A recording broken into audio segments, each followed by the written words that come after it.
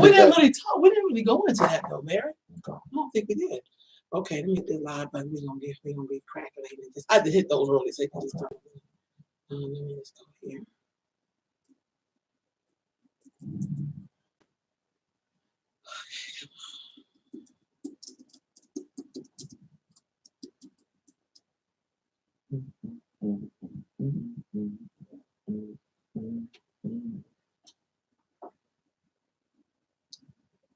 And we are live. Booyah! There we go. I'm just being honest, connecting with the Black experience once again. It is popping, it's on. It's me, Barry Axius, with the lovely, the great Queen. Thank you. What's going on with you? I'm good. I'm good. Always fly. Been on this post up in here. Yeah. This time out. It's been crazy today. We supposed to be starting at 8:30. That's my fault. We got traffic. I was trying to get my hair did. It went into overtime. Yeah, trying to get my sexy right. You know what I mean? For my born day. You think what I'm saying? When's your birthday? Today. Happy birthday, Barry! Man, I knew your birthday was coming up. Yeah. You share a birthday with the great Queen Mother, Dr. Betty Shabazz. Nice. So great people is born on this day. Beautiful, right? 29th, right? Yeah, 29th of May. Gemini. How long did your mama labor with you? Do you know? I don't even know. But I know from what I remember that from what they told me that my mom almost died when she gave birth to me, and then my daughter, when she came, she almost died because she had she had a bowel movement, and I wasn't able to cut the umbilical cord. They was like, "Oh, it's a boy." Like, what? No, it's a girl. I'm like, because they had to take all that stuff out, and she was in the hospital after that for like 7 days. Wow. Yeah. So something about that Axius. Yeah, something about that Axius. Line that there. line. So it's today, for the folks that care. Right. The most disliked popular guy. Yeah, it's my day. You come and light it up. We need people. They love to light it up. Love it. So I usually chill out. I break it down. You ain't doing nothing for your birthday? I'm getting myself beautified. I'm finna go get lined up. You know what I mean? Got the hair did, and I might try to collect some money somewhere from somebody that owes me or somebody that wants to spend on me or something like that. I'm taking free gift cards, cash apps, Barry Axius, $ Barry Axius. Go there. My donation thing on Facebook, Voice of the Youth. Donate to that. And, call me up, say, hey, I want to take you out to dinner. And mind you, I'm going to be extending it all the way to June 1st. So you got till June 1st. Why you ain't just do the whole month? I don't much of that first. I'm gonna let the Tauruses have their moment. You know what I mean? Because it's Gemini, Taurus. Let them have their moment. But this is like the only thing I really. Are you a Taurus or? I'm a Gemini. A Gemini. Yeah. Okay, my mom was a Gemini. Yeah. See, great people are born in Geminis. What do we got? Yeah. Y'all got a lot of faces. Y'all definitely. I think everybody got a lot of faces. Yeah, but Geminis do it differently. When they good, they good. But when they on their they bad. Oh man, like they bad. They can flip that switch. Like you don't even know what just happened to you. I think that being a Gemini for me is survival. You know what I'm saying? And so it served you well. Oh yeah. Because you get to learn how to move in a room full of vultures, as the great Jay-Z once said, right? And there's a lot of vultures, not only from the outside but in the inside of our community. So, I always tell folks that everybody has two faces. At least with a Gemini, which faces you're going to get. You know what I'm saying? And with that being said, I celebrate my born day. I'm casual. I used to really go hard body before. I'm casual with it now as I get older. You know what I mean? And I just kind of chill out, do some things. I usually am out of town, right? But because of so many different things, I got projects happening here and there. Like I've had to be in the facility to kind of do what I got to do. So I'll be going out of town next weekend. But usually, last year around this time, I was posted up, doing my little thing out there, doing some chronicles in LA and Vegas with some of my youngins. Because I like taking some of my youngsters to travel. My daughter or whatever, and this time I'm here. Last year before that, me and my daughter, we was in the East Coast, you know what I mean? So I always like to maneuver and do something different. But I'm here with you. Oh, thank you on his birthday, Barry. You're such a great brother. I'm here with you and the people. Your work. I love how you do your work. I know yesterday when you got up to speak, I was like, okay, because you always have that way of keeping it so real. Yeah. And sometimes people don't know what to do with that. Yeah, they really don't. I think that in a lot of the situations, if you can kind of, let folks know what we're talking about, so we can preface it out. Okay, so yesterday we went to a city council meeting here in Sacramento, Mm-hmm. looking at Measure U. Yeah. And interesting, because I had walked up with somebody to attend, and she was saying that her organization was against Measure U for that very reason. Mm-hmm. Her and a couple of other organizations she mentioned, and I think any time you do something, there's always going to be a fight. Mm-hmm. I don't think we were going to ever walk in the door and they just lay something out to you easy. They do that, it's probably a setup. Yes, so it's a trap. when people say that, it's kind of like, we got to fight for everything we get. Yeah. Don't nobody just roll nothing out for us. So I don't know, Barry, explain this whole thing. So we pushed hard for that Measure U. Mm-hmm. And then now they want to pay the pensions of the police, the people who kill us? Yeah. Well, I think that in the reality of it, folks got to also know that in any budget, public safety is going to be at the top of the line. And public safety, unfortunately, is fire that we definitely need. We definitely need more black firefighters, men and women in there. And then there's police. And that's the kind of thing to where, regardless of what people may say, police is always going to get their money because they're under public safety. And it's an oxymoron because it's like public safety. Whose safety are you really, who are you really saving in the public, right? And what safety are measures is happening in certain communities. And everything I think that falls into this idea that, Measure U could be an investment to other communities outside of the communities of color, I think is something that a lot of the folks who organized was aiming for. It was like, okay, well, how can we measure this Measure U money to be some measurables in communities that have been often overlooked in this renaissance here in Sacramento? Because everyone knows that Sacramento has gone through this like last 10-year renaissance, right? Where you've had the downtown built up, you had places like R Street built up, you have places like Broadway built up, and of course, how Oak Park has been gentrified.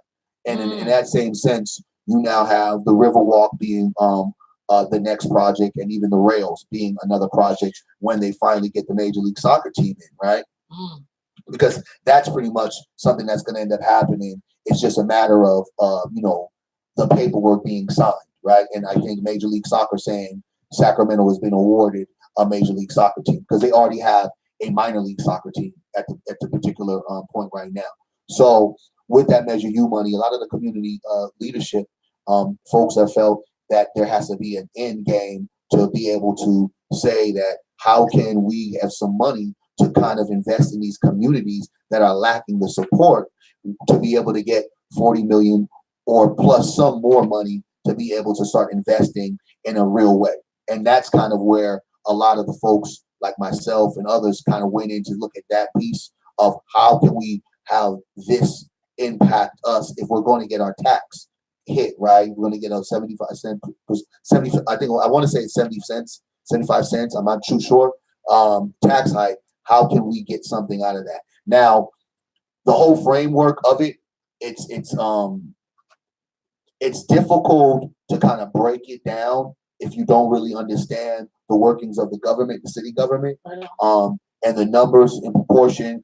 And when you break down like the little pie, it's like, damn, because that's not enough money. But in reality, something is better than nothing. And the problem I think that we have is that we lack the ideas, but yet though we also are quick to complain about a plan, but not have another game plan. You know what I mean? Kind of like, all right, well, they should just give us the money because we said to give them the money. No, that's not going to happen. You know what I mean? Right. So the mayor kind of, because of the pressure that he's had from other individuals, other groups, other organizations, like, yo, you got to really put some equity into this diversity that you call this renaissance that you call in Sacramento, because these are areas that are not hitting. So roll the dice, because everything is a gamble, everything is a risk, right? But strategically moving forward, this would be a better positioning for us to get certain things so we can start having more equitable spaces in our community that we lack. Because if you look around Sacramento and places like Mac Road, Meadowview, Florin, and other places that are considered Black community, you don't have Black businesses, right? You don't have Black strip malls. You have a lot of Black churches, right? You have a lot of that, and you have a lot of Middle Eastern. You have a lot of Asian. You have a lot like Latino being represented, but you don't have Black people. And there's a lot of lots that are empty that have been empty for years. And with this Measure U money, the possibility for Black entrepreneurship, the possibility for youth development, the possibility for more affordable housing that we do need, it can happen now because we'll have some funds to play with that are allocated exactly for these purposes. Now, in a nutshell, folks don't want to believe that. In a nutshell, folks want to kind of create this paradigm and this narrative that folks that are trying to create a strategic change in our community are getting their pockets fatter or are working for the man or selling out. I mean, all the beautiful things that people say, because ignorance knows no limit. And I think that the reality to me is, if this is not a strategy, please come up with a strategy, because no way whatsoever are we going to be able to navigate a move in any kind of revolution without any dollars, right? Without any infrastructure, and as in a way being smart and being chess players on the chessboard that they got us on, instead of being pawns, starting to be kings and queens and moving.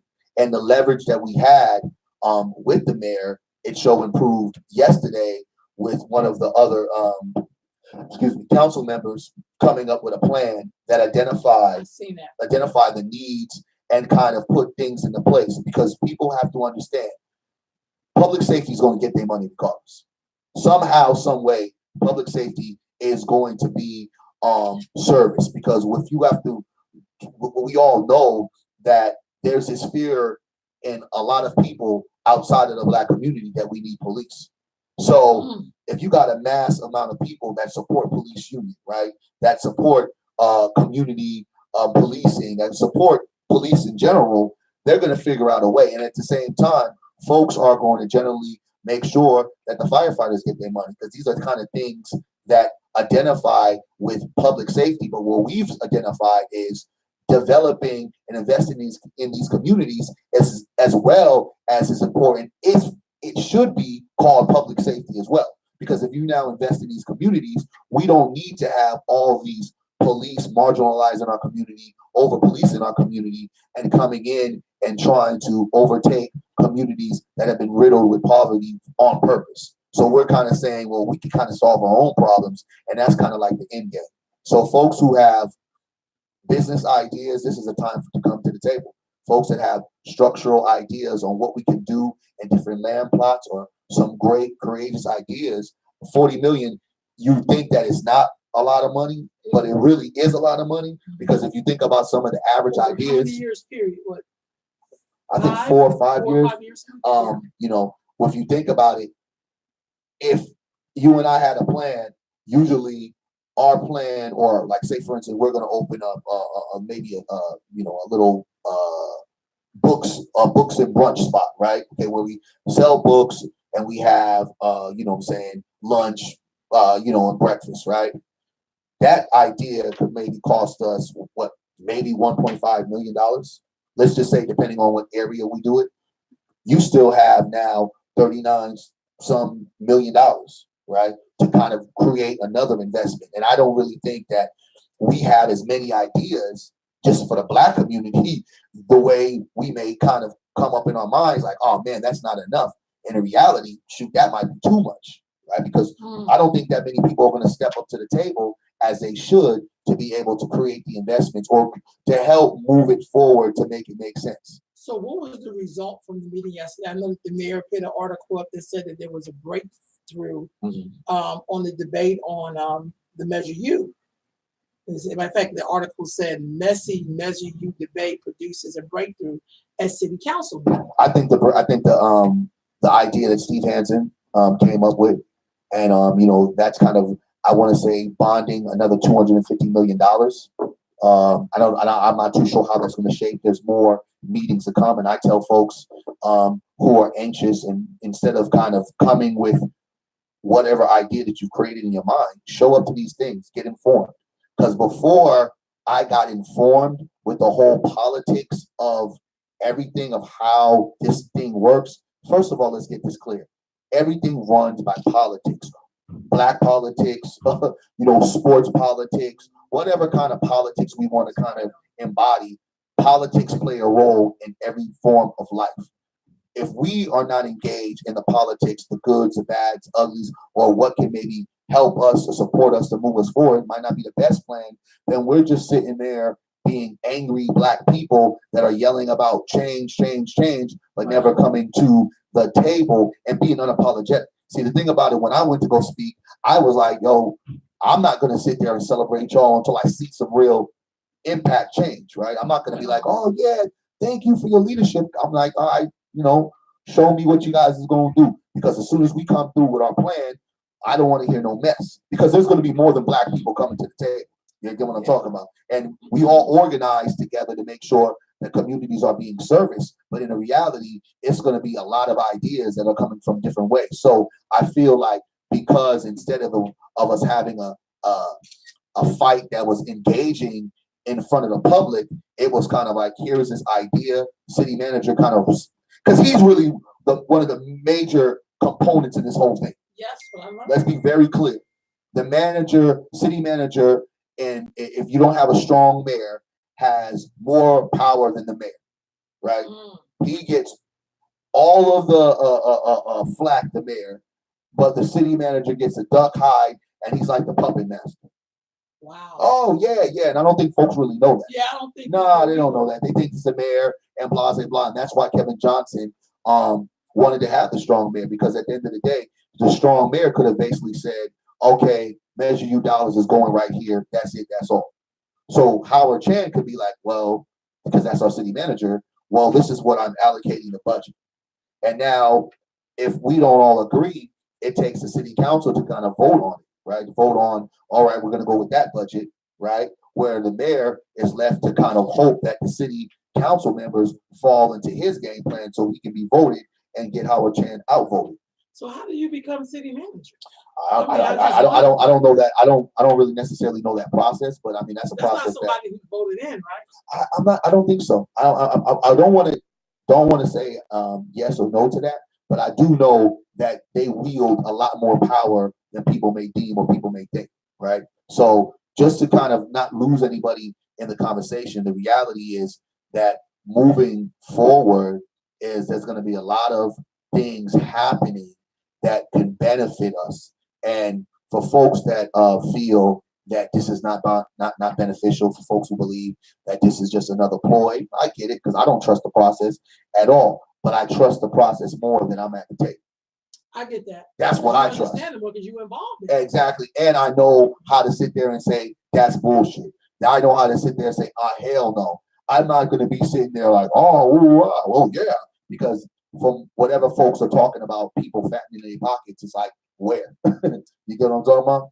It's a misconception. And I think that because we have ignorance that tries to pretend they're knowledgeable, and other things will be happening later down the pipeline that exposes more individuals that try to parade around as if they were standing tall in leadership, but they were fraudulent. We ain't gonna even talk about that, because when it happens, it's gonna happen. And when it does happen, I'll be right there to break it all down for folks, to let folks see what's the real. But we're in this era and a stage that's very deadly, right? Mm-hmm.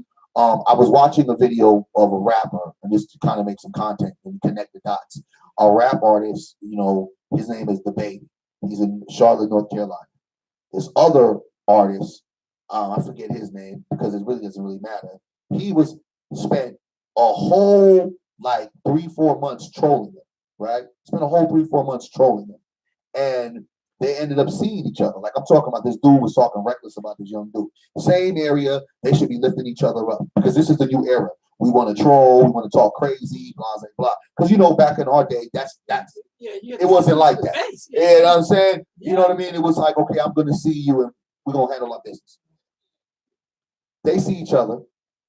of course, videos are playing. You know, the young bull, he's talking crazy again. You know, I look at him, he's over here, he ain't gonna do nothing, blah blah blah. I'm like, these dudes just grown men. I'm like, kind of business is this, right?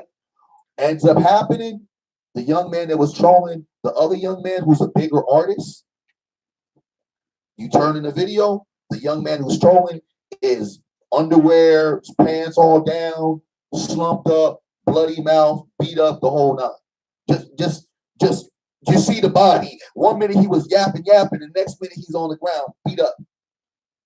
But in this new era, even though he got beat up, and you would think that would shut him up, and that would quiet him, that would humble him, he still got on talking crazy. Ah, man, he had to jump me and all this other stuff. I say all this to say this. We live in an era where folks, regardless if they're wrong or right, they have a platform that somebody is going to believe, regardless if they get punched in the face, regardless if they get checked. They're always going to have a rebuttal, whether the rebuttal is clear, whether the rebuttal is straight, whether the rebuttal is correct. There's always going to be a rebuttal back instead of someone being humble and just sitting back and like, you know what? They got the best of me. Let me just leave that alone and let me not challenge it again. So, Barry, let me ask you this, because I think you have great insight. So you know, in the Black community in particular, we have a lot of different types of Black people. We have a lot of different classes and set trips and tribes, if you will, or whatever. Is it possible for us to work together on a measure like this? After I just seen a report that talked about racism is beginning to blossom again, like if it had not been in full effect in some Black communities, maybe not in others. I don't know if that's a class trip, but is it possible for us to come together to support a measure like this, where in the end, if everybody's on board supporting it, will all our community benefit? Yeah.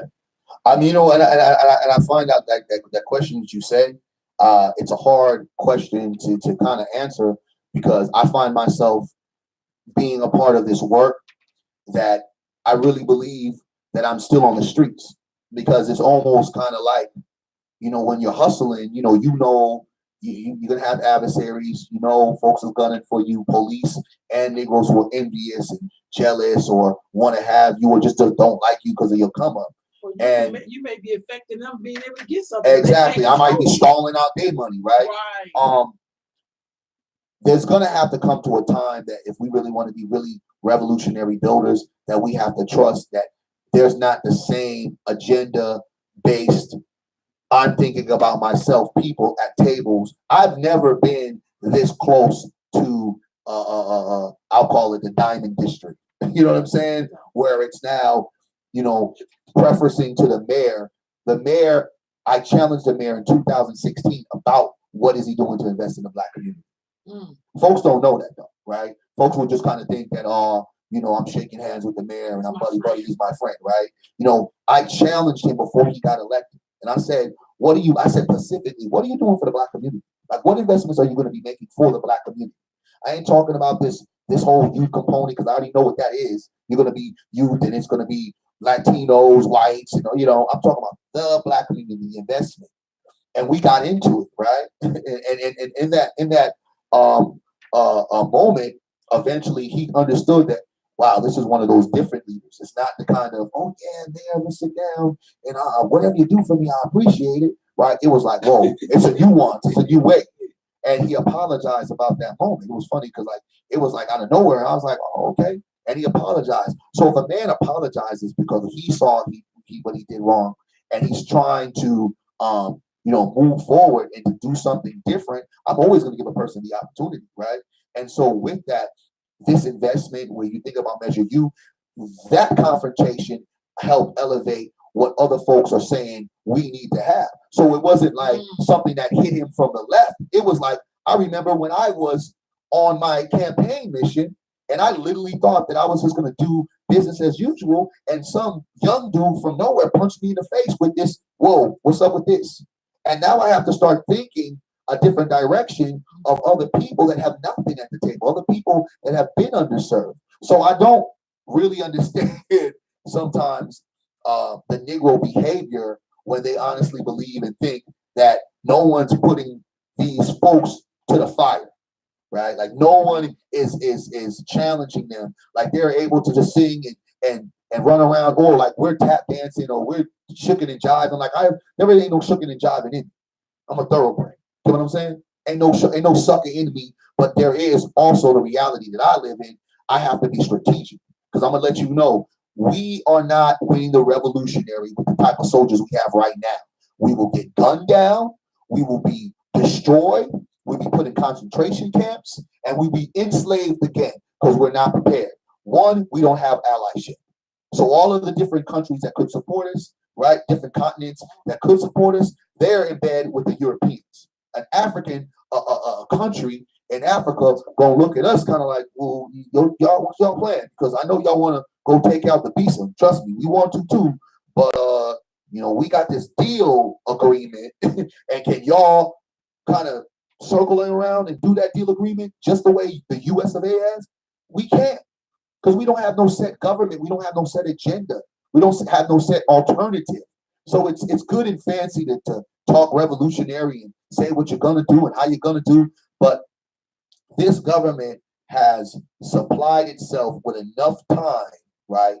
Why they sat there and did the way, since we got a president that's going to follow our agenda, let's now go ahead and do the anti-abortion laws, right? So we can preserve white life, right? We are trying to make sure that we never move away from our power structure. So what the Negro has to do, we have to be a lot smarter.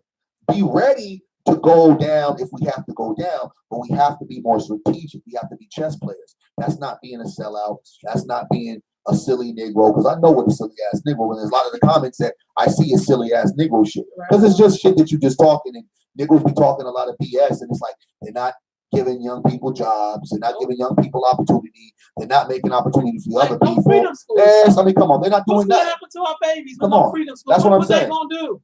So in a way, when you have these folks starting to talk about funding things that we need, without saying, well, you have to get it funded, but you have to do A, B, and C.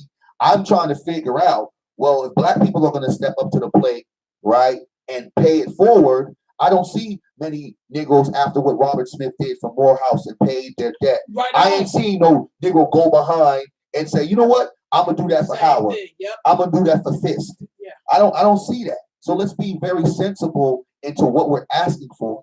There ain't no kiss ass in an individual like myself. There's no kiss ass in a lot of the individuals that are at the table. There are some old heads that are at the table. And when I say old heads, not just old in age, but just older folks that have been there for a while that are just trying to keep face. There's a nuance. There's a new idea. There's more greater challenges that these folks have to face. And it's because of folks like myself, you, and other individuals that have come to the table and said enough is enough.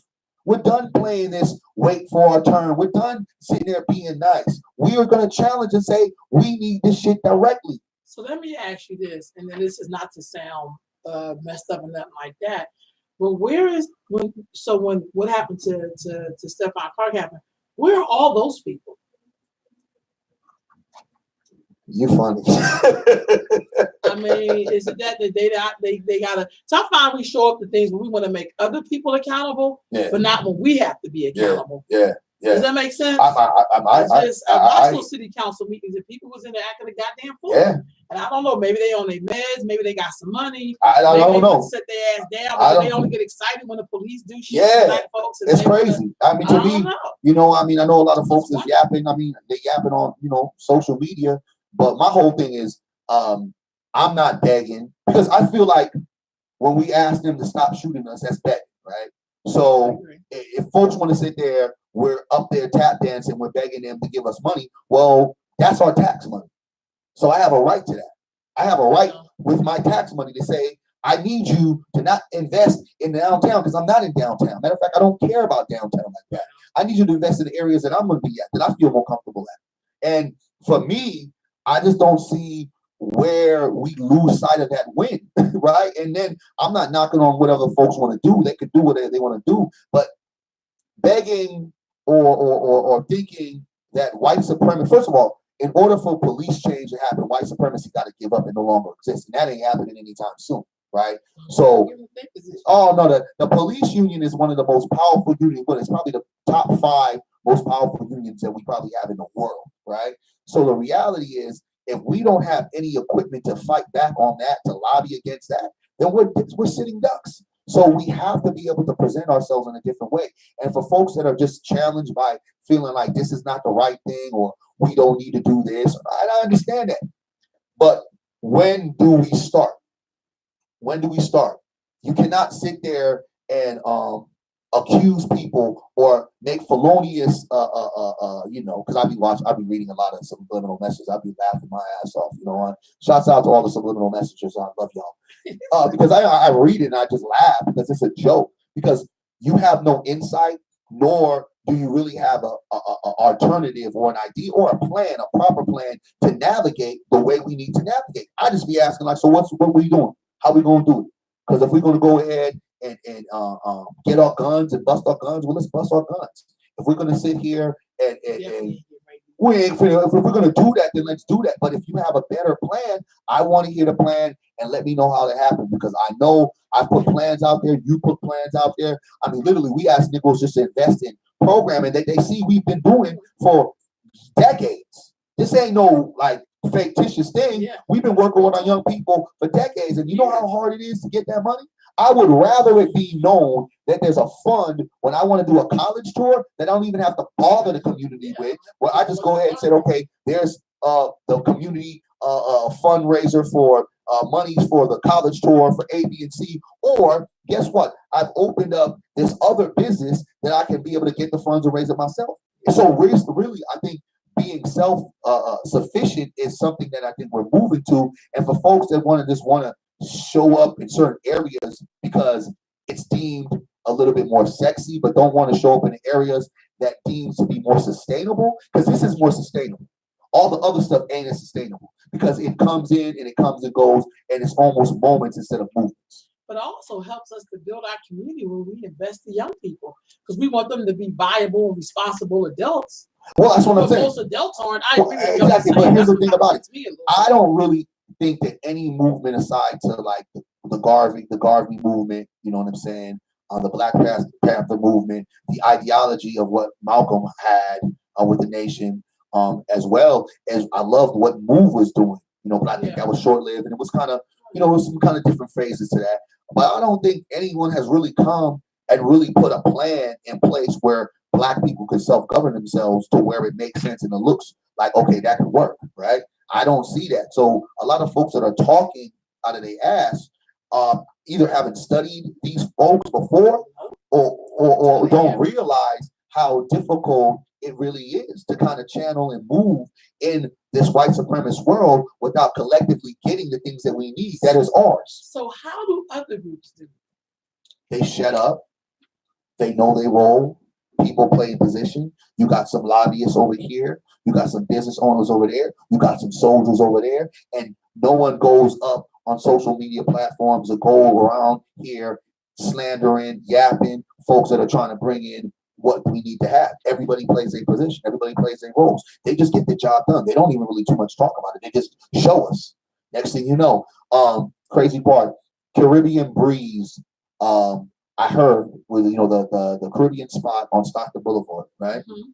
The owner sold his business, and I was hot because I was like, damn, I wish I had knew, because I was reaching out, because we're in this moment of getting this business right now with this one brother, right? He sold his business to a Latino. So Caribbean Breeze, he didn't close down. He sold it to a Latino, and guess what's now going to be open? Open right now is another Latino spot, another Taqueria. How many Taquerias do we need? I'm not knocking what my brothers and sisters and the Brown family, but my Lord Jesus, how many more do we need? I'm just saying, you know what I mean? So it's kind of like the way they navigate, right, is they are on the same wavelength. It's like Black people have to understand we're all not going to do something. We're all not going to do the same thing. But when folks want to go out there and think you're going to talk crazy, like, this is where you lose me. You're not going to talk crazy to me.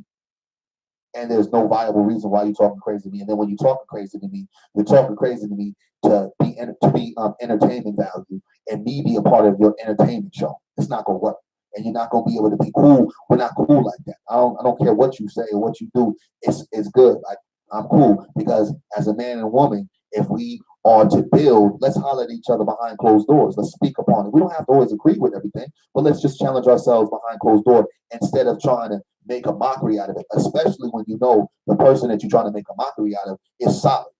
You know what I'm saying? There's no, my reputation speaks for itself, whether you like it or not.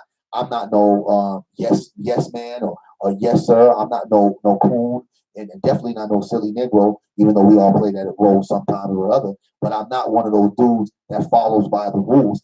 That's why even some of my counterparts that I'm at tables with, they're afraid for me to be at the table because I'm so rebellious that they're like, how is he gonna stick to the script? Because I might go to a left turn because if I see something that's bullshit, I'm gonna call it out. So wouldn't we want revolutionary mindset or builders at tables that have not been at tables to be able to say, no, that's bullshit? Check a white person in the beginning into the end and check black people that are trying to co-op, right?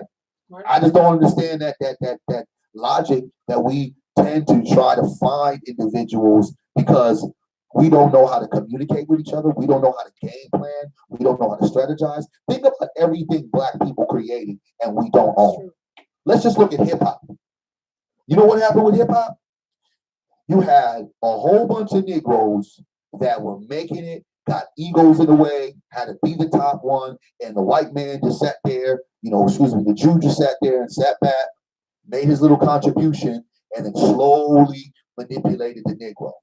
Now you got A&Rs that are white, you got labels that are white, you got managers that are white, you got lawyers that are white. And one particular time, hip hop was so black based that everything in hip hop was black. Black record labels, black ownership, black lawyers, black A&Rs, and now you have a culture to where now racists are using rap music to be racist.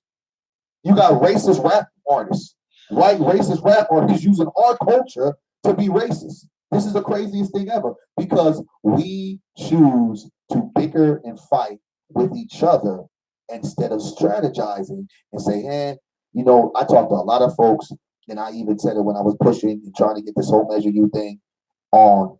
I said, I don't trust it 110% because I don't trust anything that the government lays out, but I see it as a strategy and a game plan for us to be able to maybe maneuver in a way to get some things that we need to move us forward. You gotta roll the dice. It's just a business transaction to me. I don't move with emotion like that. You know what I mean? And if I did move with emotion, I would probably clap back at every person that subliminal message me, every person that talk crazy about me and do more shit. But I just laugh at that type of stuff. I'll talk about it if someone asks me a question, I'll bring it up. Yeah, it is what it is. But it's like we don't know how to play chess. We're playing Connect Four, like I said to you before, and that's what is the problem with us. We just play Connect Four, and we're an emotional people. That's true. So let me ask you this. So we talked about the bourgeoisie or elitist black folks. What about brothers like Meek Mill? That's funny. Being at the table on the other end of the spectrum. Because I think black folks, we exist in the spectrum. Yeah. I mean, I like what Meek Mill's doing, but I don't relatively understand what he's trying to. First of all, he got into a situation in Vegas. They didn't let him in. And he's yelling out racist. I didn't know what Negroes didn't know Vegas wasn't racist. I mean, do you remember? Do we remember who made Vegas? Yeah, the mobsters made Vegas. And did the mobsters like black people? No, they okay, so I mean, I'm just, you know what I mean. So the reality is, again, if we're not building, we are basically submitting to what the oppressor wants us to do. Show up, pay our money, shut up, don't complain, and get out of here. And whenever they feel necessary, they go get out of my facility.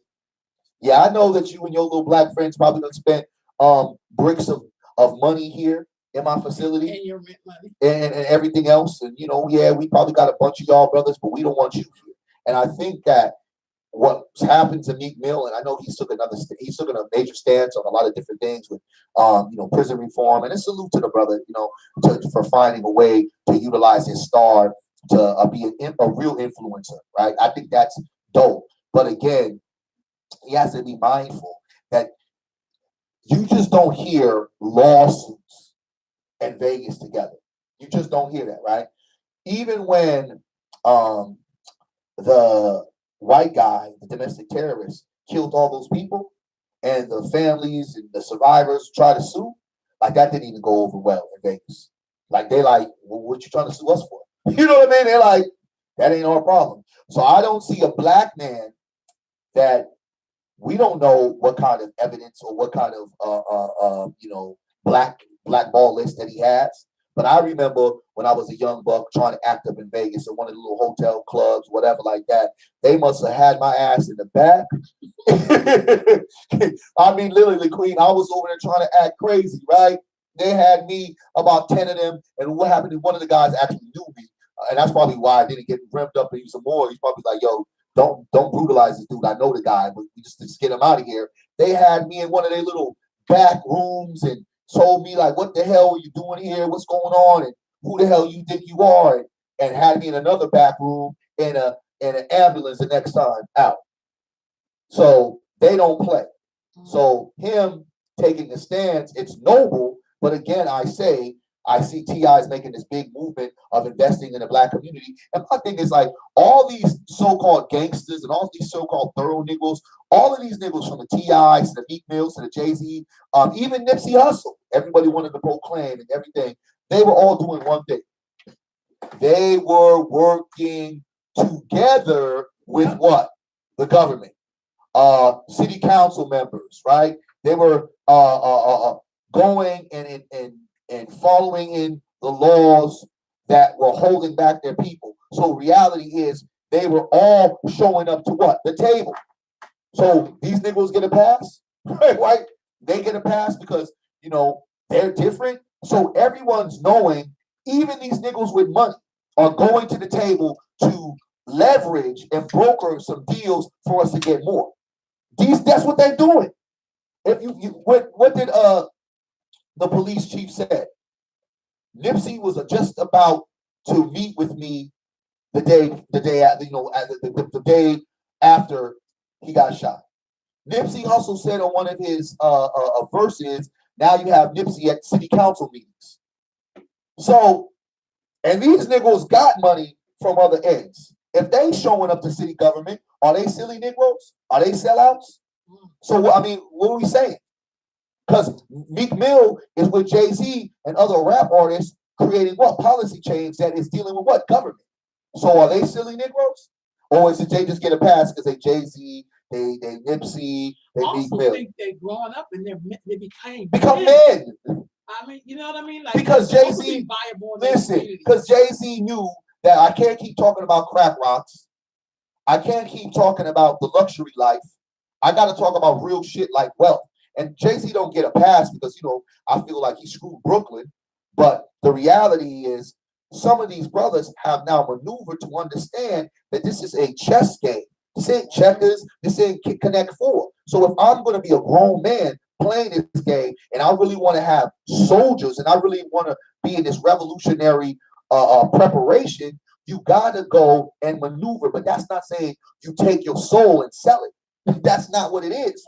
You don't take your soul and sell it. That's when then I have a problem. If a nigga go over there and take your soul and sell it. So good luck to Meek Mill on trying to advance his push to say Vegas is racist. Well, it's always been racist. You know what I mean? Here we go again. Nigga, racism it just happened. Nigga, being a rich nigga don't mean that you're not going to deal with racism. But getting a lawsuit, you're going to have a bunch of other niggas saying, hey. Now, why hip hop community didn't build their own Vegas? I don't understand. Listen. Why they don't have their own place in Vegas where it's just all hip hop? I don't know. If hip hop still had the strength that it had once upon a time when we knew it, that could have happened. You know what I'm talking about? I agree. So we have to look in principle of how we spend our money and again how we strategize. I guarantee you now with T.I. again going to these government meetings and going to the city council and going in talking about how he wants this real investment in Black communities, right? And I applaud him as well. But if we had did this in the start, in the height of where we were at, when we controlled hip hop, this whole game will be totally different. I remember when Diddy came out with the Vote or Die. I was out there, vote, where do I sign up? Because he had me juice. Right, but it was culture.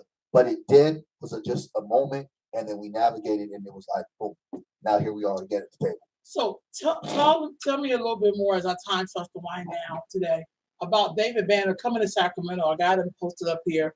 He's coming with a message for the Black community. Yep. What is that about, baby? Well, I mean, it's a little bit about everything that we're talking about. How do we strategize? How do we maneuver? I mean, how do we love each other? How do we be able to build? How we, wealth, businesses, entrepreneurship, and education and history, understanding ourselves. It's going to be the Black Business Sunday that starts at 3:00. That's when everything kind of starts. We're going to have, jumpers. We'll have entertainment. Shouts out to Health Professions for sponsoring us. For you, Queen, for also sponsoring us.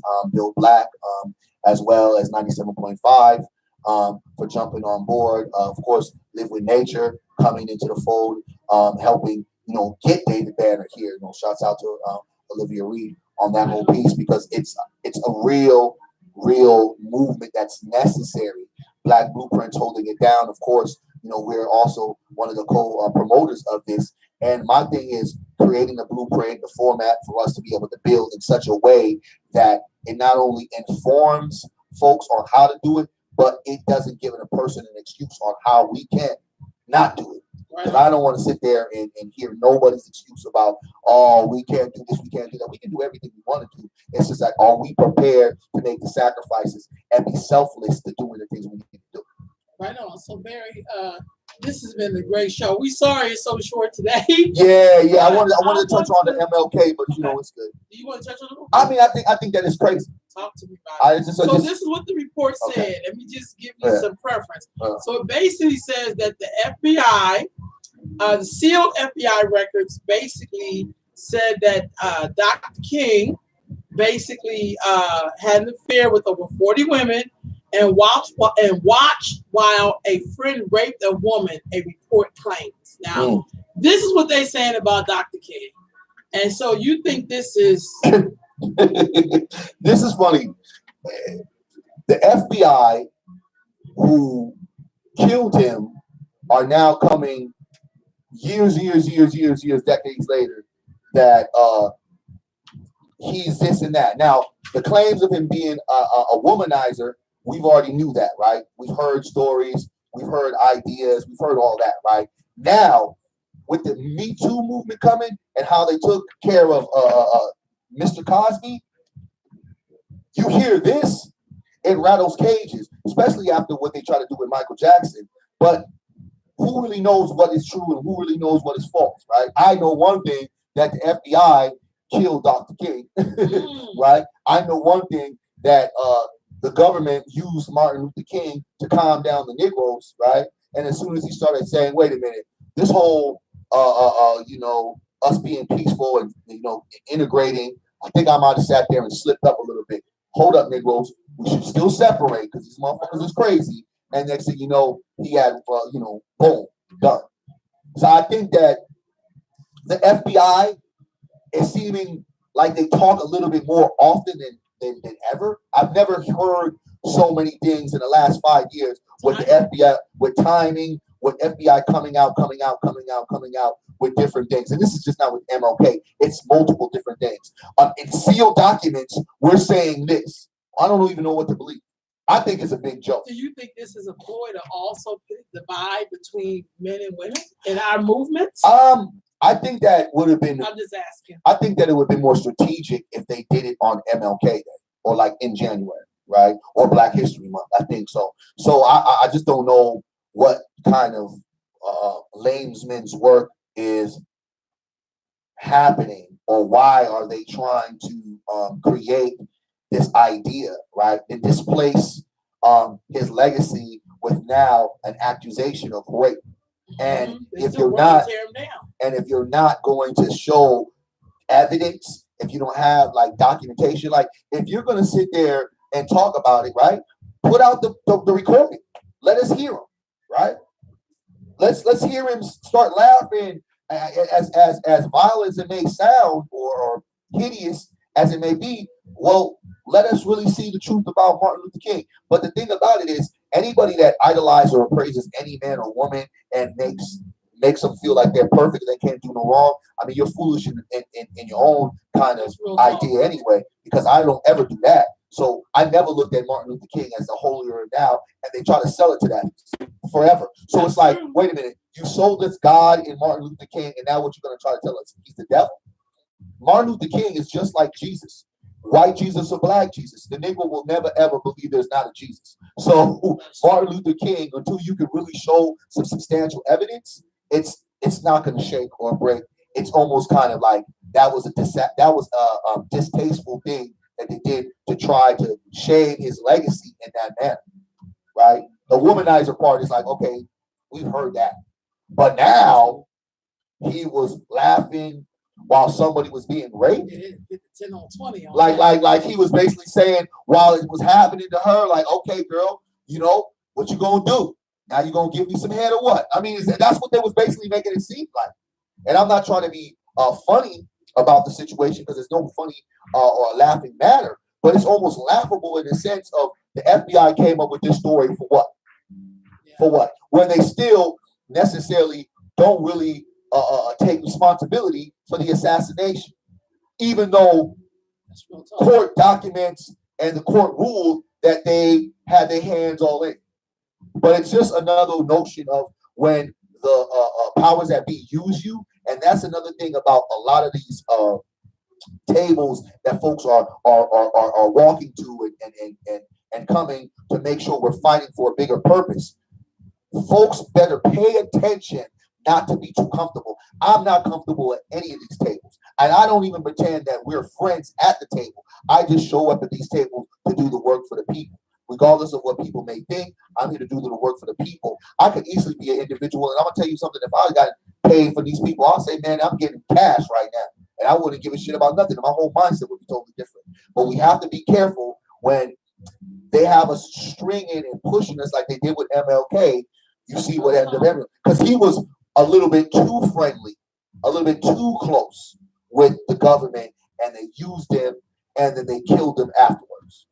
Well, that's because he was also a Catholic, so they got their own stuff. Which you're right with everything you're saying, but I just think sometimes we really be thinking we at somebody's table, and they don't even have no plans to have you at the goddamn table. But somehow you really thinking your ass is at the table.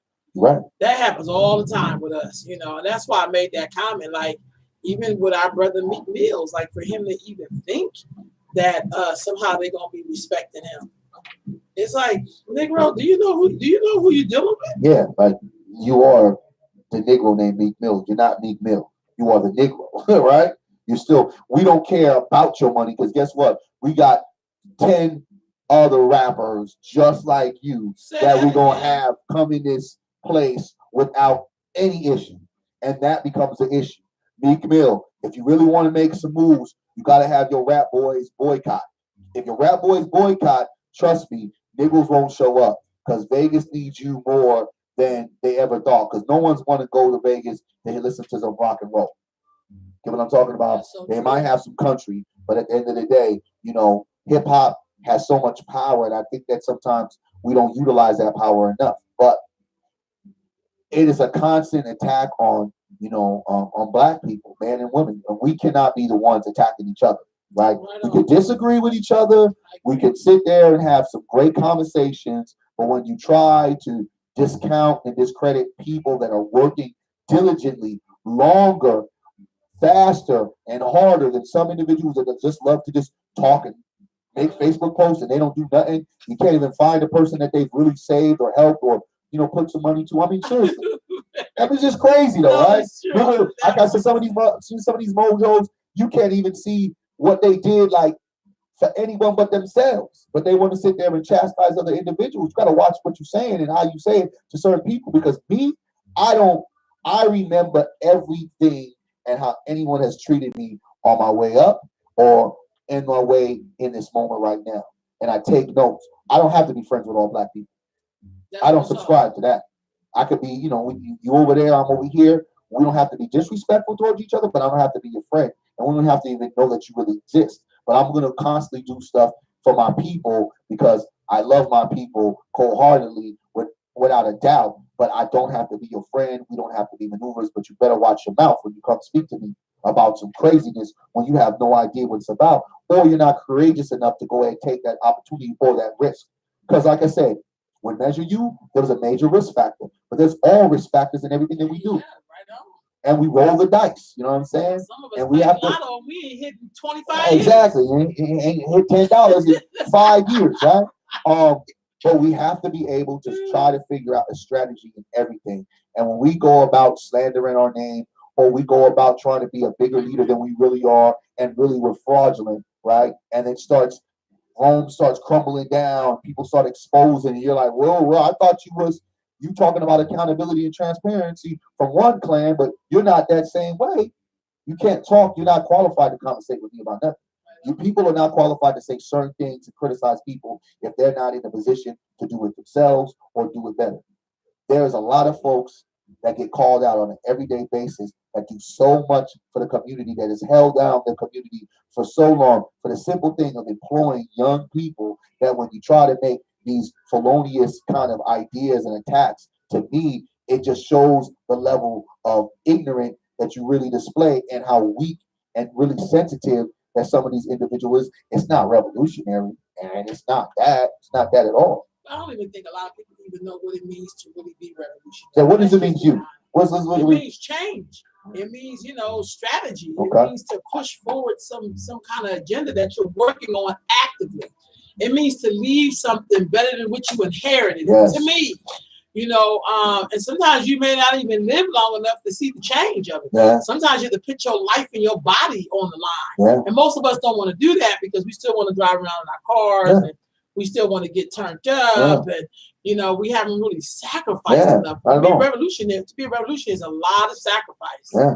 Sometimes you don't get to reap the benefit. Not at all. I mean, creating your own. Definitely. When you create your own, you may really be by yourself. Exactly. On some levels. And some of us can't see our own revolution without our oppressor. Exactly. We just can't. And so I think that the stuff that we constantly are doing over here, I mean, us just saying, let's have a black podcast and be consistent with the black podcast and saying, folks, come on, come support. But like I say, I have a whole bunch of folks, and we appreciate the love, because I've been having folks walk up to me. I had 3 folks this past week talking about how much they love our podcast.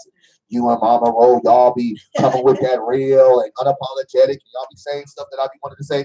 And I like to say to those people, thank you, because at the end of the day, we do this out of the love. We're not getting any monies yet for this. Eventually that will be, but we know how to be grinders. But at the same time, we need those folks to come support. Right? Because we saying, if not just the same, if not even more real shit, unapologetic shit, and truthful shit than a lot of black podcasts that some folks are tuning in all day because they have a celebrity kind of name, or they're doing some goofy, silly Negro foolery, or they're talking about gossip column shit all the time. And that's not that shit that we into. We into some real life shit. What's going on with Wendy Williams and her divorce ain't got nothing to do with us building. That's exactly. Just ain't got nothing to do with it. That's what it has nothing, right?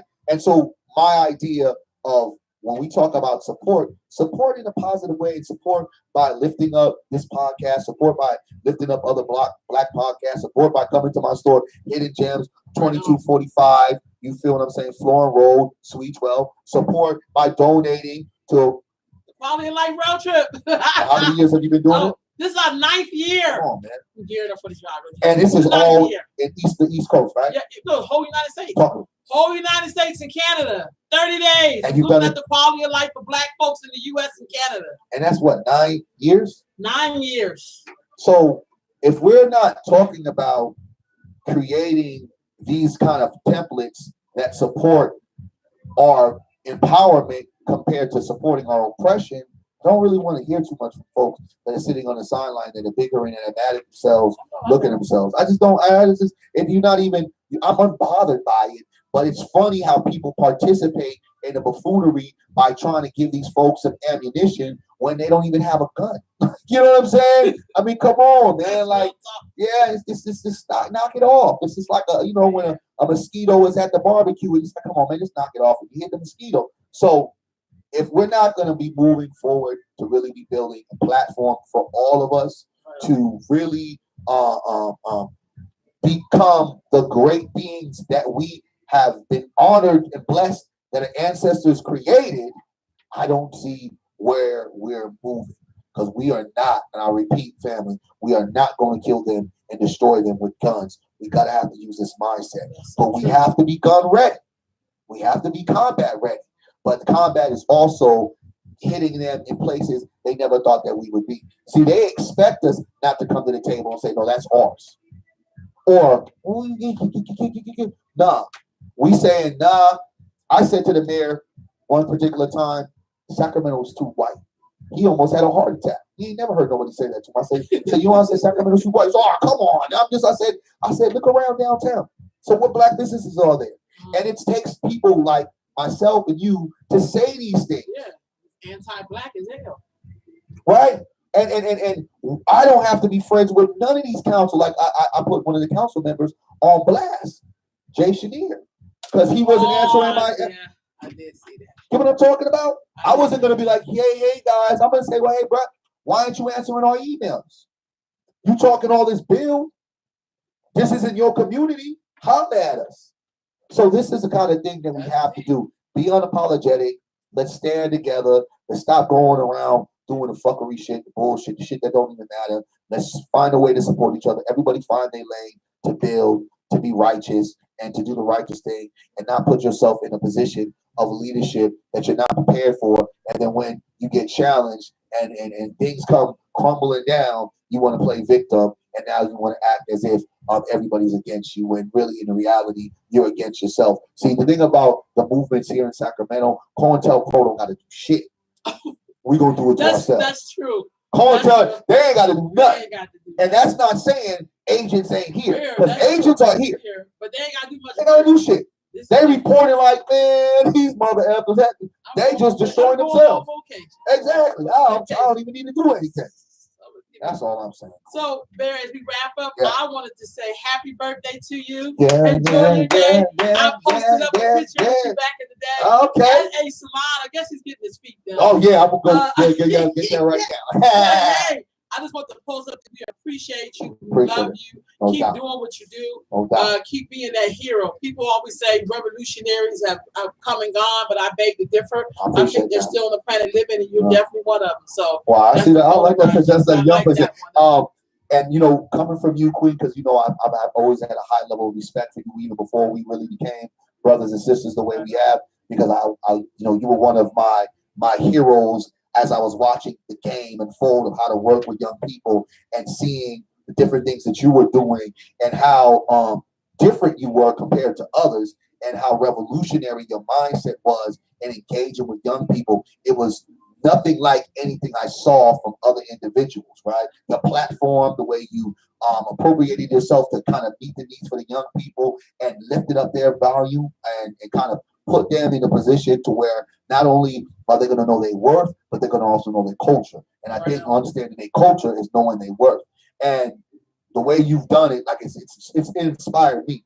Trust me, you was in my top 5. I'm like, okay, I need to get to this level. She's right over here. Okay, I got that. And like I said, that kind of inspiration, it helps lead me. Never was hating. I was inspired. And I think that if we can just be on that level, and then when we see our people that inspired us and just don't act like, I did it all myself. No, wait, you inspired me. No real talk. Yeah, I couldn't inspire you. That's how they knock your ass off. So, because that's what they did historically. I love to study, but I also know we got to figure out how do we do this warm handoff. Yeah. Because I really shouldn't be out there doing some of the stuff I was doing when I was 30. Not at all. And when I'm 50, you know what I mean? I don't think yet, but I'm just saying, I think in our community, we struggle with letting people be the true revolutionaries and to support them. Because when King and Malcolm X and they didn't have a bunch of supporters. Man. They really didn't. And so now I believe that. But people who used to be in love with people and don't do nothing, that's telling in itself. That's what I always tell people. No doubt. So thank you, brother. Have a great I will. birthday. I will. All right, family. All right. Peace. Next Wednesday. Peace. Yeah, we're not off quite yet on this one, but we're good. All right. So I think through the week, you should be sending me stuff. Okay. Just little tags. I got it. So I can at least go find, you I'm know, gonna, you know what? I'm gonna have my just so I can find the stuff, and then that way I I'm gonna can have be my posting people, them. send that stuff to you. Yeah, I could just